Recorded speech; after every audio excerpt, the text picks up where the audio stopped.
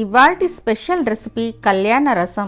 పెళ్లిళ్లలో చేసే పప్పుచారు ఎవరికిష్టం ఉండదు చెప్పండి? ఎంత బాగుంటుందంటే తిన్నవాళ్ళు మళ్ళీ మళ్ళీ అడిగి తినే అంత బాగుంటుంది. ఈ పెళ్లిళ్ల చారు ఉడుకుతుంటేనే ఇల్లంతా గుమగుమలాడిపోతుంది. ఈ కళ్యాణ రసం మీకోసం. వెల్లుల్లి రెబ్బల్ని మిరియాలని కచ్చపచ్చగా దంచి పక్కన పెట్టండి. తాలింపు కోసం మట్టి పాత్రలో ఆయిల్ వేసి ఆవాలు, జీలకర్ర, ఎండుమిరపకాయల్ని వేసి 1 కప్పు టమాటా ముక్కల్ని కొద్దిగా పసుపు వేసి మగ్గించండి. 1 కప్పు మెత్తగా ఉడికించుకున్న ముద్దపప్పు, పులుపుకి సరిపడా చింతపండు రసం వేసి 4 రెబ్బల కరివేపాకు, కొత్తిమీర, రుచికి సరిపడా ఉప్పు వేసి ఒకసారి కలిపిన తర్వాత ఇప్పుడు అసలైన రుచి రావడం కోసం ముందు దంచి పెట్టుకున్న వెల్లుల్లి మిరియాల ముద్దను వేసి బాగా మరగనివ్వాలి. అంతేనండి, కళ్యాణ రసం రెడీ.